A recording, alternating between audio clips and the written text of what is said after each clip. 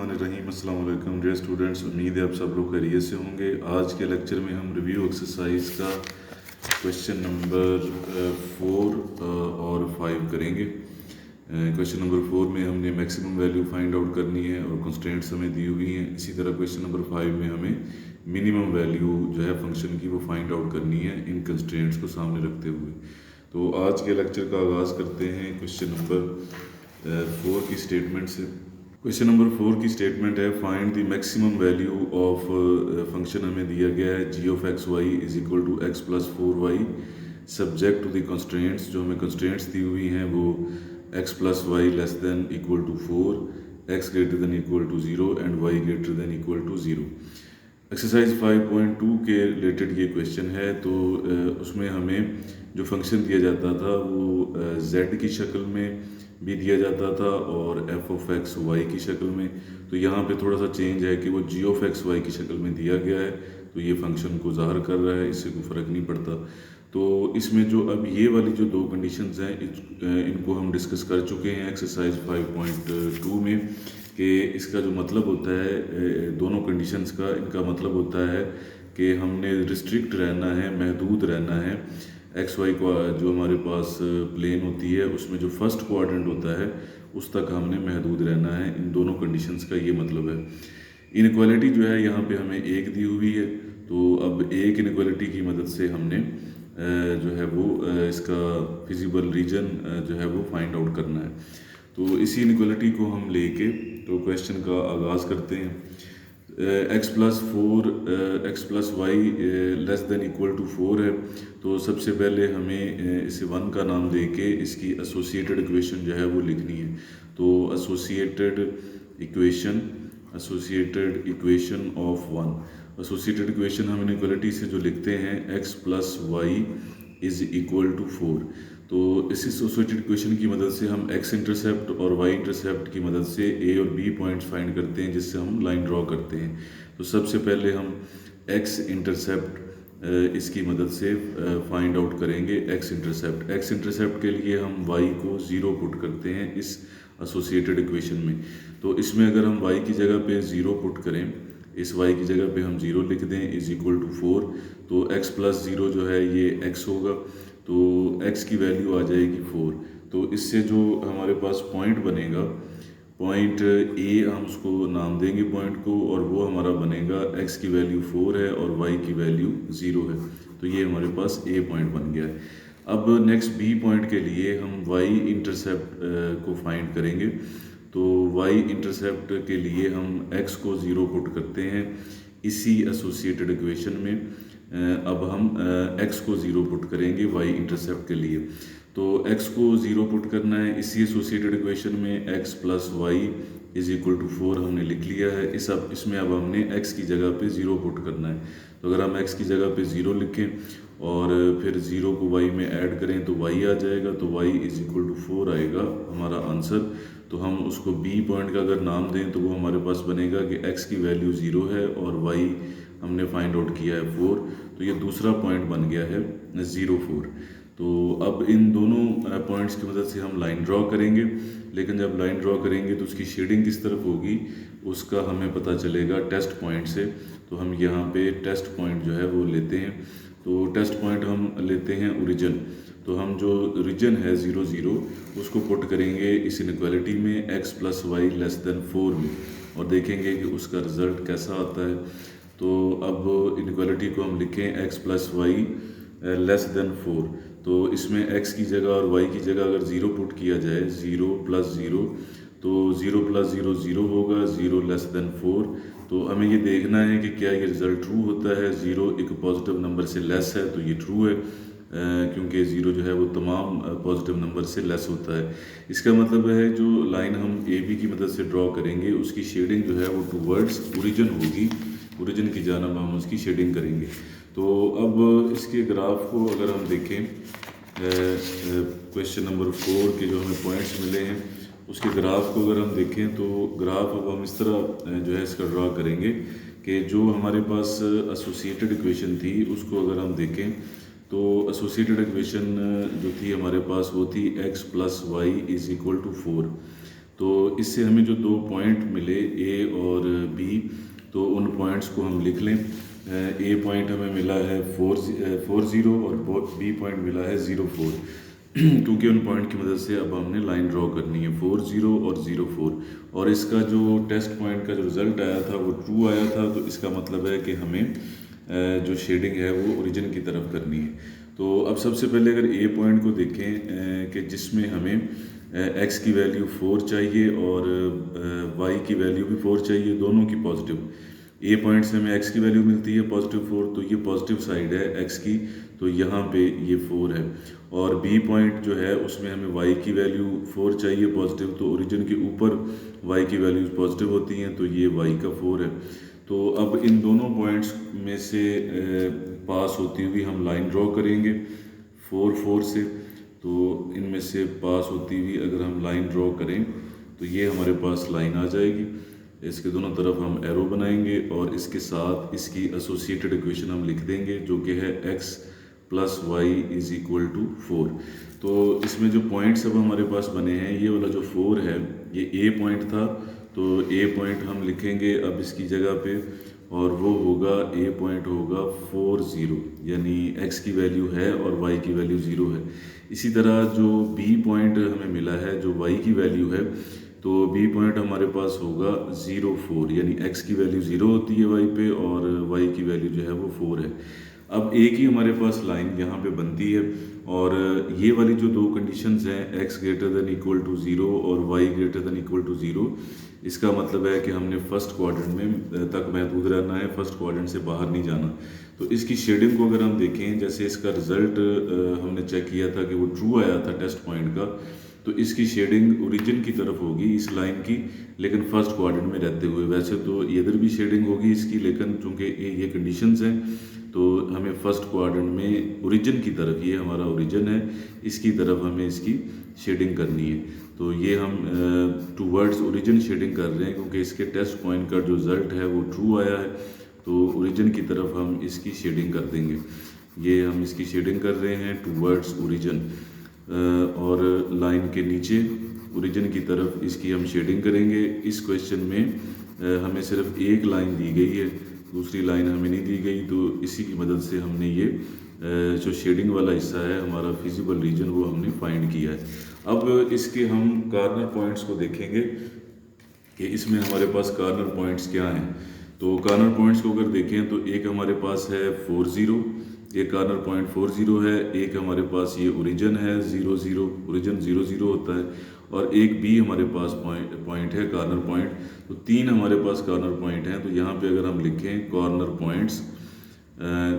Points of feasible region, ये भी आप लिख सकते हैं, जो हमारा फिजिबल रीजन है जो हमसे पूछा गया था, उसके जो कार्नर पॉइंट्स हैं वो यहाँ पे ए है जो कि है 4 0, ओरिजिन वाला पॉइंट है 0 0, और बी पॉइंट है हमारे पास 0 4, तो ये बी पॉइंट आ गया 0 4। अब ये जो तीन कार्नर पॉइंट्स हैं इनकी मदद से हमने देखना है फंक्शन को, और अब हम ये भी देख लें कि फंक्शन हमें कौन सा दिया गया था जिसको इसकी मैक्सिमम वैल्यू हमें फाइंड आउट करनी थी, G of X Y is equal to X plus 4 Y. तो ये फंक्शन हम लिखेंगे।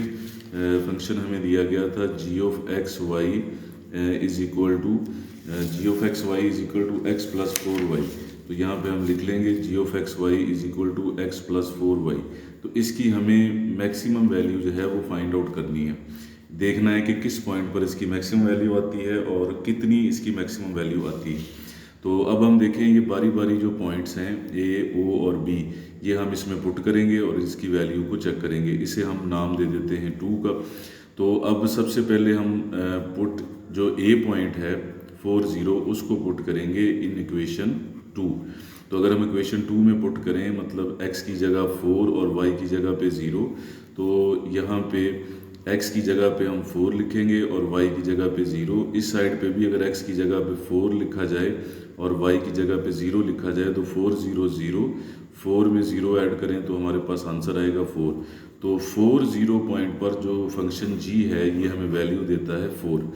दूसरा जो पॉइंट है हमारे पास ओरिजिन, अब हम उसको पुट करते हैं, ओरिजिन 0 0 उसको हम पुट करेंगे इन 2।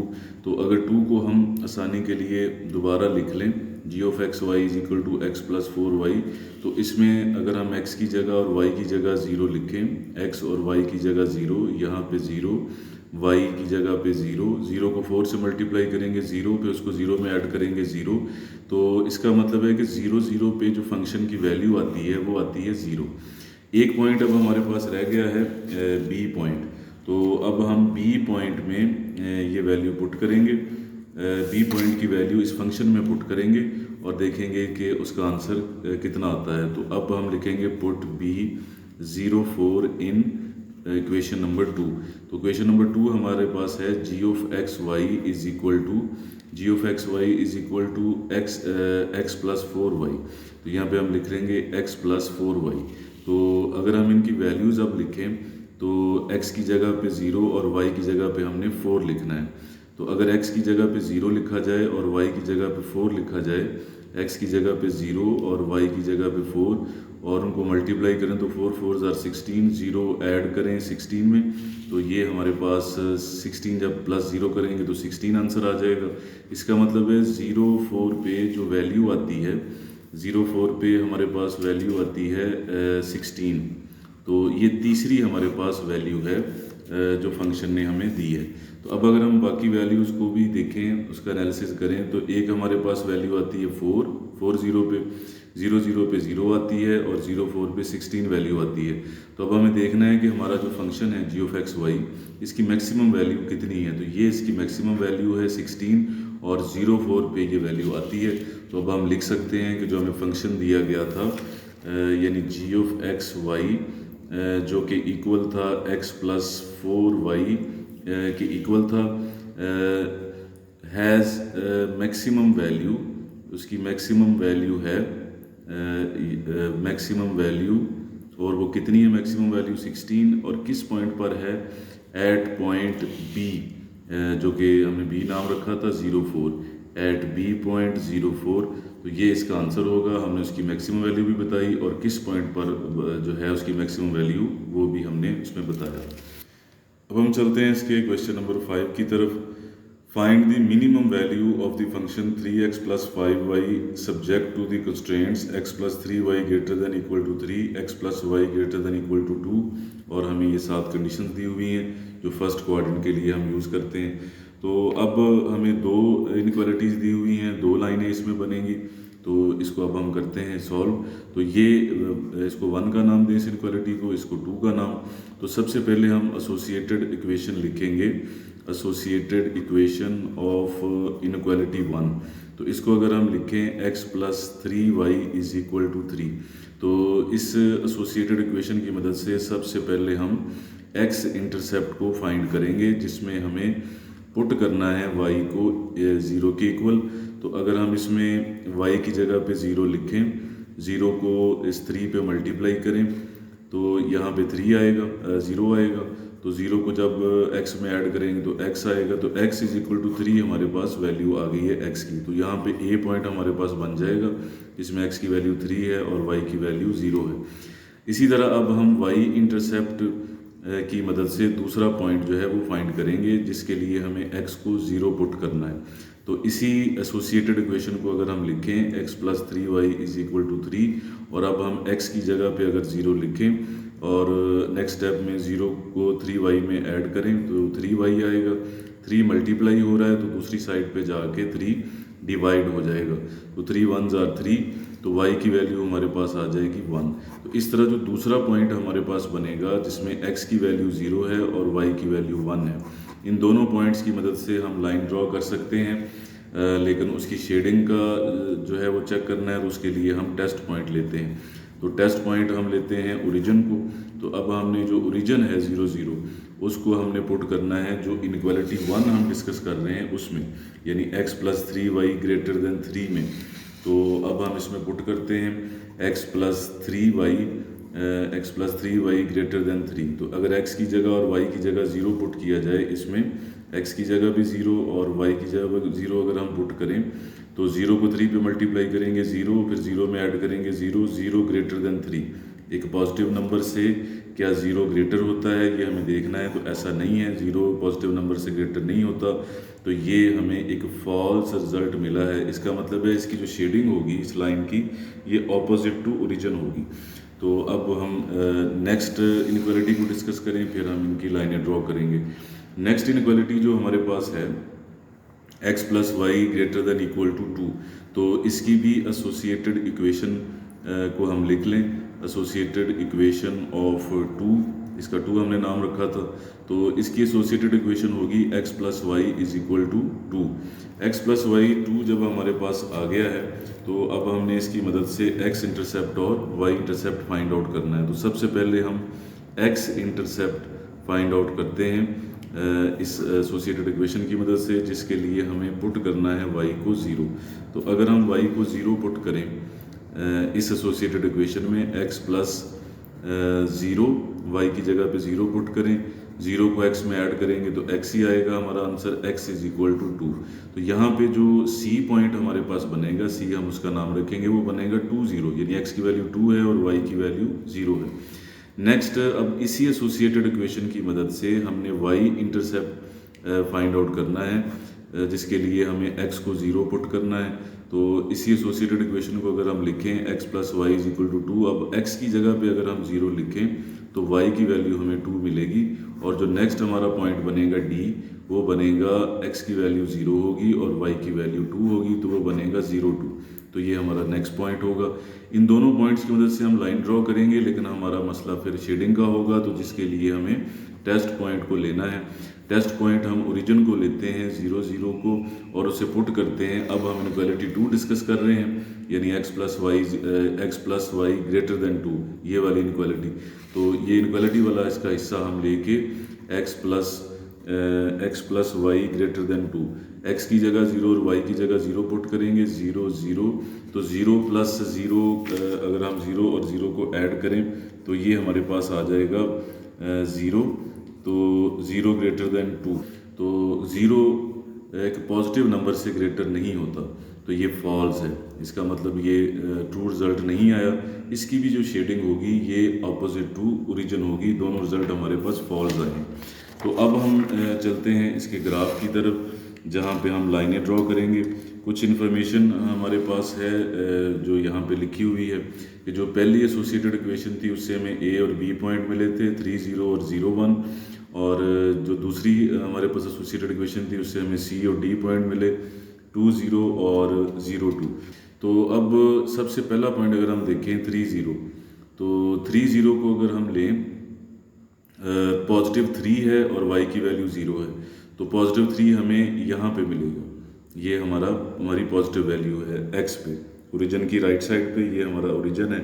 तो नेक्स्ट है 0 1, यानी y की वैल्यू हमें पॉजिटिव 1 चाहिए, तो वो हमें ऊपर की तरफ मिलेगी ओरिजिन के, तो वो आ जाएगी यहाँ पे वैल्यू आ जाएगी।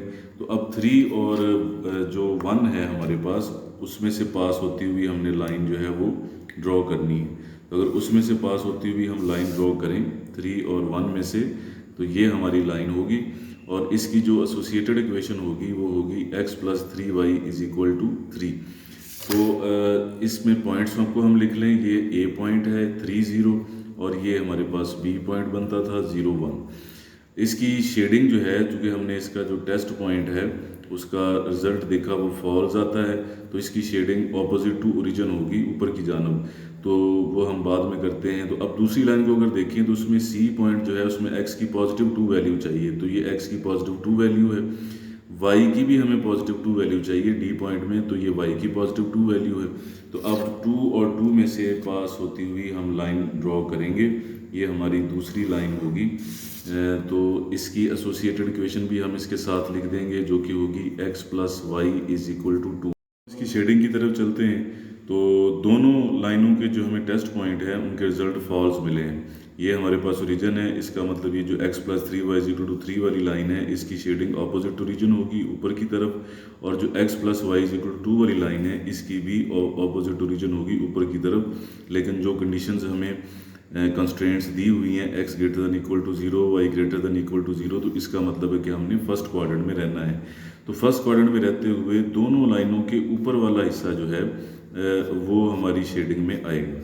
तो अगर हम ये वाला हिस्सा शेड करें तो ये सिर्फ इस लाइन के ऊपर होगा, दूसरी के नीचे होगा, लेकिन दूसरी के नीचे तो हमने नहीं रहना। इसी तरह अगर ये वाला हम करते हैं शेड तो ये एक लाइन के ऊपर होगा लेकिन दूसरी लाइन के नीचे होगा। तो हमने वो हिस्सा लेना है जो दोनों लाइनों के ऊपर आता है। तो ये मुनासिब जो है इसकी आपने शेडिंग कर लेनी है। तो ये हमारा फिजिबल रीजन होगा। इसकी शेडिंग अच्छी तरह करने के बाद हमने इसमें से कॉर्नर पॉइंट्स को देखना है।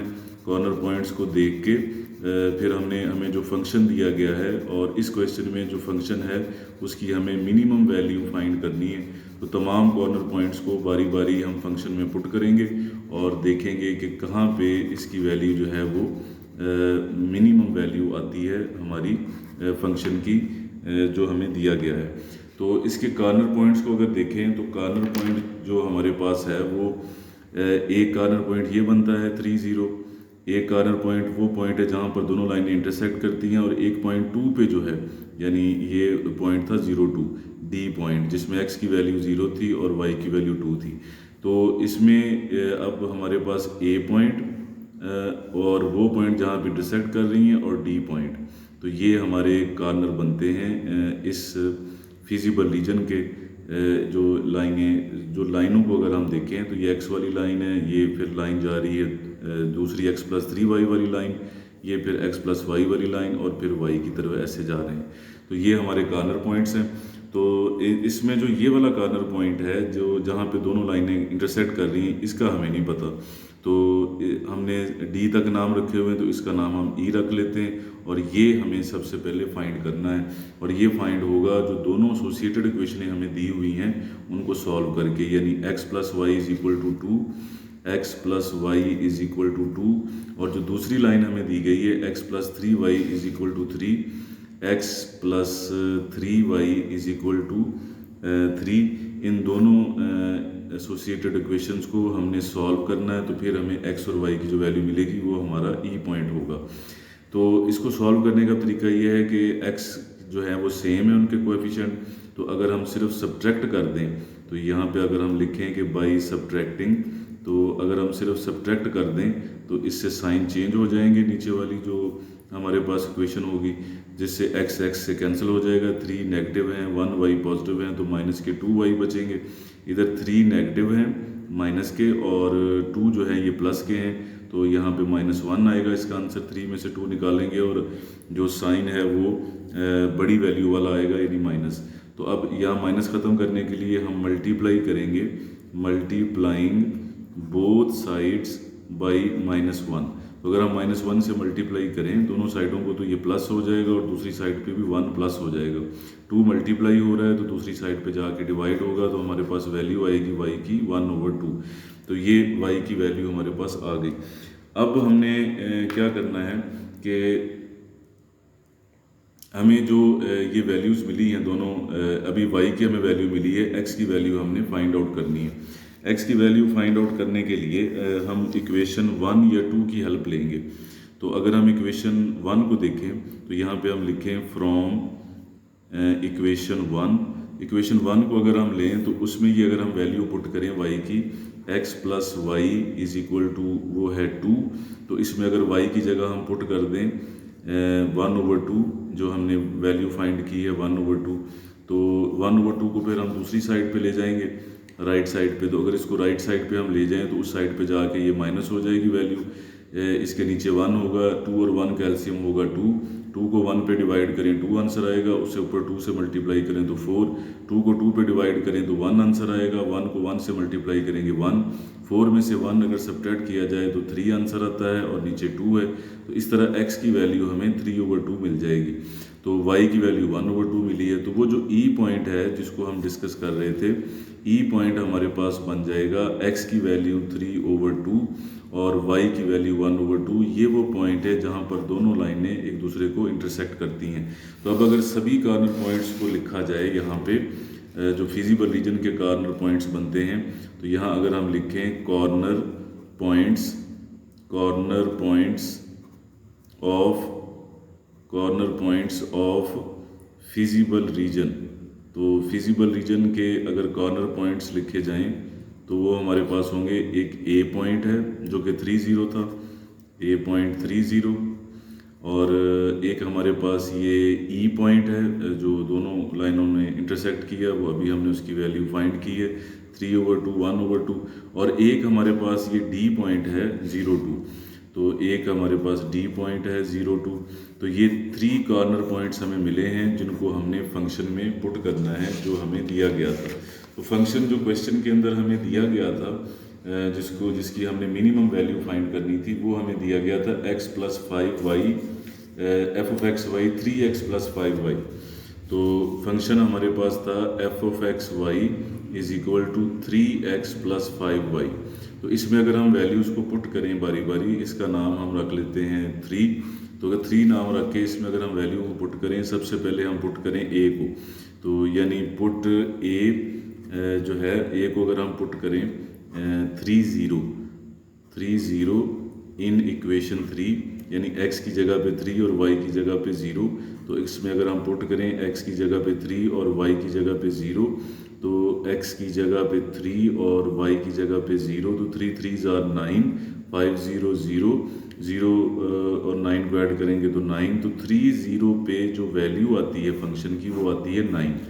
अब जो दूसरा हमारा पॉइंट है e, उसको अगर हम लें तो यहाँ पे हम लिखते हैं पुट e 3/2, 1/2 इन 3, जो हमने फंक्शन को 3 का नाम दिया था। तो वो फंक्शन हमारे पास है f(x, y) = 3x + 5y। तो ये हमने फंक्शन लिख लिया, f(x, y) = 3x + 5y। x की जगह पे और y की जगह पे उनकी वैल्यूज़ अब हमने पुट कर देनी है। तो x की जगह पे अगर हम उसकी वैल्यू पुट करें, यानी 3/2, और y की जगह पे उसकी वैल्यू पुट करें 1/2। राइट साइड में भी देखें, x की जगह पे पुट करें 3/2 और y की जगह पे पुट करें 1/2, और उन वैल्यूज़ को अगर हम वैल्यूएट करें, इसको मज़ीद देखें, तो 3 3s are 9, नीचे आ जाएगा 2, 5 को 1 से मल्टीप्लाई करेंगे 5, और नीचे आ जाएगा 2। तो अगर हम इनका एलसीएम लें तो एलसीएम आ जाएगा 2। 2 को 2 पे डिवाइड करें, 2 और 2 का एलसीएम 2 होगा। 2 को 2 पे डिवाइड करें 1, 1 को 9 पे मल्टीप्लाई करेंगे 9। 2 को 2 पे डिवाइड करेंगे 1, 1 को 5 से मल्टीप्लाई करेंगे 5। 9 और 5 को अगर हम ऐड कर लें तो 14 डिवाइडेड बाई 2 है, तो 2 1s are 2, 2 7s are 14। तो 3/2 और 1/2 पे जो वैल्यू आती है फंक्शन की, वो आती है 7। तो ये हमने दूसरी वैल्यू फाइंड कर ली। अब एक वैल्यू हमारी जो है वो रह गई है 0 2 पे। तो अगर 0 2 वाली वैल्यू को हम देखें, अब हम 0 2 वाली वैल्यू को देखते हैं, तो यहाँ पे अब हम लिखते हैं पुट जो d वाली वैल्यू है, पुट d 0 2 इन 3। तो जो जिसको हमने 3 का नाम दिया था, तो वो हमारे पास था f(x, y) = 3x + 5y। तो यहाँ पे अगर हम वैल्यूज़ पुट करें, x की जगह पे पुट करें 0 और y की जगह पे पुट करें 2, ये x की वैल्यू है, ये y की, इधर भी x की जगह पे 0 और y की जगह पे 2 अगर हम पुट करें वैल्यू, तो 3 को 0 पे मल्टीप्लाई करेंगे 0 और 5 को 2 से मल्टीप्लाई करेंगे, तो ये हमारे पास आ जाएगा 10। तो 10 + 0 10 आंसर आ गया। तो f(0 2) का जो आंसर आया है वो आया है 10। तो ये हमारी तीसरी वैल्यू है। हमें चूँकि यहाँ पे मिनिमम वैल्यू फाइंड करनी है, तो ये सभी वैल्यूज़ हमारे सामने है। 30 पे 9 है, 3/2 1/2 पे 7 है, और 0 2 पे 10 है। इसका मतलब है कि ये जो 7 वाली वैल्यू है, ये हमारी मिनिमम वैल्यू है। तो अब हम यहाँ पे लिख सकते हैं कि जो हमारा फंक्शन है f(x, y), सो f(x, y) जो इक्वल था 3x + 5y के, इसकी वैल्यू हमने बतानी थी मिनिमम। तो हम ये कह सकते हैं इज़ मिनिमम, ये मिनिमम है। कहाँ पे ये मिनिमम है? मिनिमम कितना है? मिनिमम है 7। At what point? ये इस पॉइंट पे 3/2 1/2 पे, जिसको हमने e का नाम दिया था, एट 3/2 1/2। तो ये हमने उसकी मिनिमम वैल्यू भी बता दी, और कितनी वैल्यू थी वो भी बताई, और ये भी बताया कि किस पॉइंट पर वो मिनिमम वैल्यू होगी। तो ये तो था स्टूडेंट आज का लेक्चर। उम्मीद है कि आप ये कॉन्सेप्ट क्लियर हुए होंगे। अल्लाह ताला आपके लिए आसानियाँ अता फरमाए। खुदा हाफ़िज़।